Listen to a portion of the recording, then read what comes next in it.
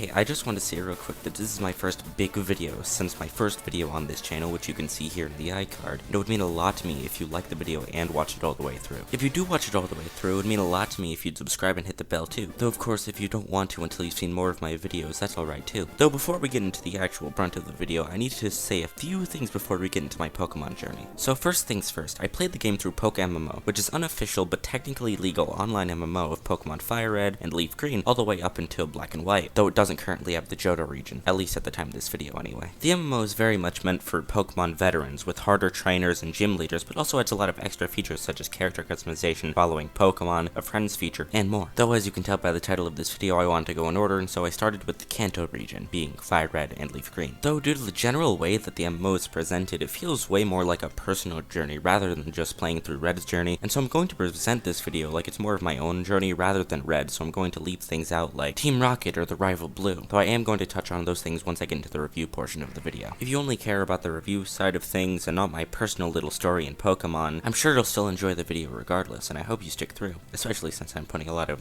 time and care into this, you know, as you can maybe tell when you see it, I don't know. Also, I didn't record my first way through the playthrough, so you're gonna see me rerunning the gyms instead of my first time playing, on the visual side of things anyway. So now with all that bullshit out of the way, here's my time with PokeMMO Fire Red. I kinda wanna play the Pokemon theme song here, but I don't wanna get sued or anything, so to begin our brave tale, I'm the child of a Unovan who's immigrated to Kanto, hence why I, a white person, live in the equivalent of Japan at the age of 10. I wake up and long story short end up at Professor Oak's lab, where I'm instructed to pick my very first starter Pokemon. I don't exactly hate Squirtle or Bulbasaur, but Charmander speaks to my heart the most, and I decide to pick the fire starter and name him Red. And after that I'm sent off into adventure. I decided before I got to the next town it would probably be pretty important I leveled up Charmander into Charmeleon, since the first gym leader I knew I'd have to face was Brock, who had a heavy type advantage over my fire-based starter Pokemon. So I battled Pokemon and trainer alike until Red became a Charmeleon. He learned Dragon's Breath and Metal Claw, which would help me heavily in the battle against Brock. I have a conversation with the store clerk in Viridian City, and he instructs me to deliver some things to Professor Oak, and I do as instructed. Oak then says a long speech about his life stream or whatever and gives me his prized invention, the Pokedex. He also gives me some Pokeballs for capturing Pokemon. I also got a map of Kanto from my neighbor's sister and then went off into Viridian Forest. I battled many Pokemon and decided not to catch any because at first I made the slightly foolish decision not to catch any Pokemon to add to my team, although later on you'll see that I eventually did decide to add other Pokemon to my team due to some struggles on later parts of my adventure. I eventually made my way to Pewter City and heal Red at the Poke Center before going in to battle Brock. I beat all of Brock's lackeys and got to battle him. All things considered, me and Red didn't have too hard of a time fighting Brock, if cutting it a little close, especially due to his powerful Onix. But eventually Metal Claw won us the day. After our valiant battle, Brock gives me the Pewter City gym badge as I pick up Red and we celebrate. We then moved forward along our journey and got to Cerulean Cave, getting a gift from Professor Oak, running shoes. We battled many trainers and then finally got to the cave, and after journeying through it, we arrived in Cerulean City. We then tried to fight Misty, and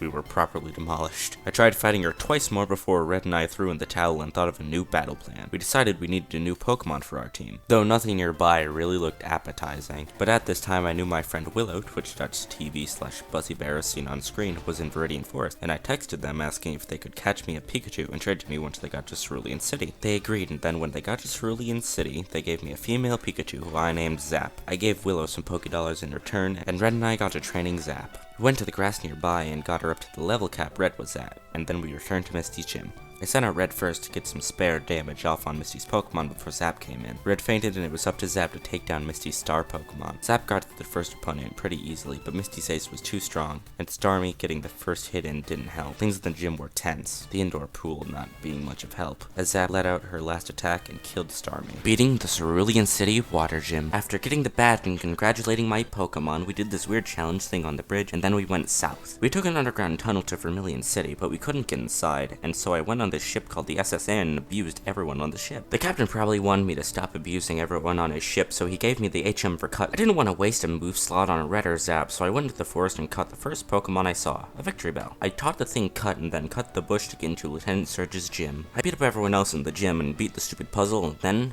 me and the crew went on to face Surge. I had Zap out first for the same reason as having Red out first on the last gym, and she was wiped out pretty quickly, with Red being pretty behind. I really didn't want to have to level up my Victory Bell, as I just just wanted to be my HM slave and didn't have any more friends to rely on, so I tried the gym again, and again, and again, and again, and again, and again, and again, and again, and again, and again, and again, and again, and again, and again. Fine. I leveled it up to a frankly ugly Weepinbell and decided if I had to hang out with it for so long, I might as well give it a title. I named it Unloved, as a reminder of its status on the team. I returned to Surge's gym and after a few tries, finally beat the electric gym. I got the badge and continued on my journey. I passed through Lavender Town and went to Celadon City. I went to the left of town and met someone who gave me the ability to teach Pokemon Fly, ability which I promptly gave to Red, who recently evolved into a Charizard. I then took my team into Erika's gym and didn't really need to use more than Red because Erika only used grass Pokemon, which Red torched fairly easily. I then went to the Silphco building and got a Lapras from an employee. I named her Anne after the ship where I killed many Pokemon. And then apparently I thought I was part of the Ghostbusters because I went back to Lavender Town and beat up many ghosts. Unlove actually evolved into its final form, which was cool I guess, even though I didn't really need it for much after Lieutenant Surge's gym so far. I also met my friend Cars there, who traded me a Kadabra who quickly evolved into Alakazam. Alakazam was a female and so I named her Psylocke. I then made my way to Fuchsia City and struggled to battle the gym leader Koga, though eventually the Pokemon on my team got strong enough and I got smart enough to beat him with strategy. Me and the party then traveled to Saffron City where we battled the local dojo, and after our victory we were able to choose to either have a Hitmonchan or a Hitmonlee on my team. I decided to pick up Hitmonchan and we went off to battle Sabrina, who was probably the hardest gym leader we'd had to face up to this point. For starters, Sabrina's gym is Psychic type, making my new Hitmonchan named Jotaro useless due to low level and type weakness. Along with this, Psylocke wasn't strong enough to contend with the other Psychics in the room, even if their type similarity didn't already weaken the attacks. This left it up to Red and Unloved to tank damage and take heavy hits, while Zap acted like a glass cannon due to low health, even with the light ball boosting her stats, though her attacks were relatively deadly to any Pokemon in her way. And Anna was a last resort, only really being able to surf the enemies. And even then, her low stats didn't help, but it was a solid last resort. Our battles usually ended in a slow struggle and not well for me, but I eventually beat her and claimed my victory. Then I used Ant's surf ability and oh boy, we had fun sailing the seas and killing way too many squid until we got to Cinnabar Island. There we were able to challenge Blaine, and honestly, his gym wasn't absolutely miserable compared to Sabrina, though Sabrina's later attempts still challenged me, while later Blaine wasn't absolutely miserable despite being able to beat Sabrina more consistently. I then got to make it to Viridian City and finally challenged Giovanni for his gym badge and beat his gym pretty easily, all things considered. I had beaten all of the gym leaders and gotten all of the badges, and now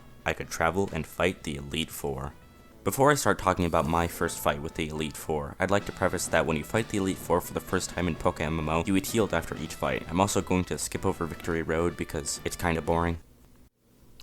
Lorelei is the first member of the Elite Four and mainly uses Ice-type Pokemon. I had Zap as my first Pokemon since most of Lorelei's Pokemon were dual Ice Water types, and a single Thunder from Zap would eliminate them. She started with her Dugong, and Zap took care of it pretty easily. From there she'd pull out her Jinx, who knew Flamethrower, so I had Red come out to tank the very little damage and finish her off with a Flamethrower or Inferno. From there she pulled out Cloyster, who due to both a lot of hits and a type advantage took care of Red with Icicle Spears. I then had Jotaro come out to hit Cloyster with a Thunder Punch before being finished off with her Icicle Spear. I then had Unloved come out, who finished Cloyster, and then her Slowbro. Though her Slowbro put Unloved on low health, and then her Lapras finished it off. I then pulled out Psylocke, who used her Psychic attacks to defeat Lapras. I'd beaten the first member of the Elite Four, and after healing my Pokemon, moved on to the next. Bruno is the second member of the Elite Four, and uses mainly fighting Pokemon. I once again had Zap come out front due to Bruno having his Poliwrath come out first. I zapped out with it pretty easily before his Machamp came out and crushed my pet rat with his killer biceps. I then had Red come in and use Flamethrower because Machamp can hit him while he's flying due to a stupid ability. No, this definitely didn't end many runs where I forgot, shut up. Anyway, after that, he pulled out his Steelix because it's a rock type, and apparently he didn't realize a Charizard could melt his middle snake to death, so despite not having too hard of a time with the previous two, Red only got one fly off on Bruno's Hitmonlee before being pummeled just enough to die. Though the rest of the group wasn't too hard for Psylocke to deal with. Once again, my Pokemon healed and I went into the next room. Agatha is the third member of the Elite Four and mainly uses Ghost Poison Pokemon, and apparently had a huge crush on Professor Oak or something back in the day. This fight was pretty hard for me because their team swept most of mine, and my heaviest hitter in the fight, Psylocke, was in the situation where whoever struck first died to the other's attack. Regardless of this, I still had my Glass Cannon Zap in front to use a Thunder to knock out her Crobat, Pokemon who could sweep the rest of my team if not dealt with swiftly. Next, her Weezing came in and used Flamethrower to defeat Zap, and I called in Red to take it out, though he took quite a bit of damage from it, and getting poisoned caused him to die to Arbok. I called in Psylocke to finish taking out Arbok, and then Gengar threatened her. Whoever struck struck first here would kill the other, and if Psylocke died, it'd have no effective way of dealing with Gengar, and especially not Miss Magus. I saw Gengar land a Shadow Ball first and lost all hope before seeing that Gengar got a low roll. Basically, the attack did less damage than average for those unaware, and Psylocke was able to survive on very low health and land a Psychic on Gengar. Now, the final Pokemon, the fearsome Miss Magus. The battle's victor was entirely based on who got this first attack in, especially since Miss Magus had Thunderbolt and Will-O-Wisp, which could easily kill Unloved Duran. I once again instructed Psylocke to use Psychic, and luckily, I beat it out, and Psylocke killed Miss Magus.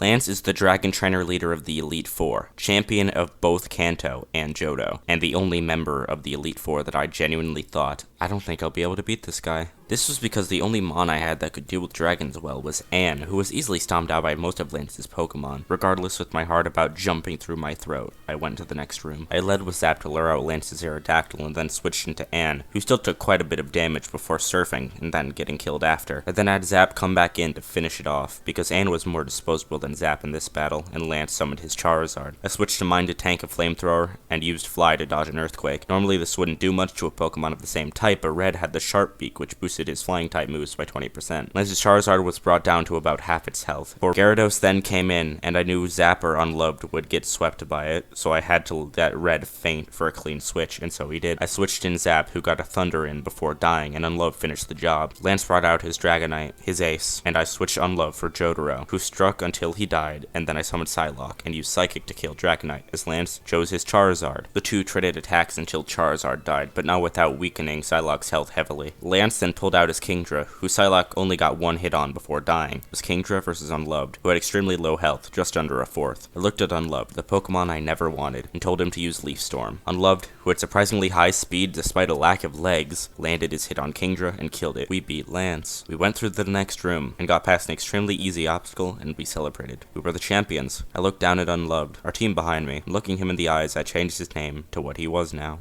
Loved.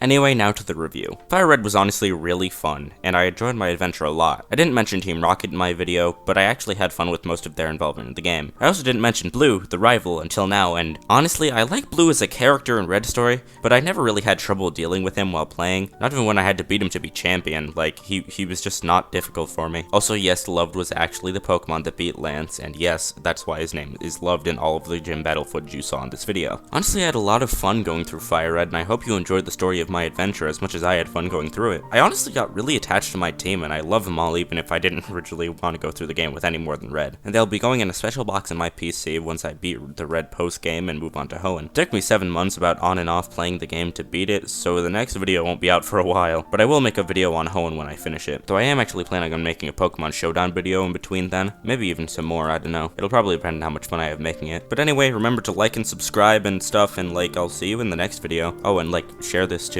Though it's actually like pretty cool to me how like I learned like a whole, you know, every Pokemon has value life lesson type of thing from this, you know. Like, I mean, I actually learned it in real life, but it's really cool how like, you know, it really ties the story together, you know, character development and all that.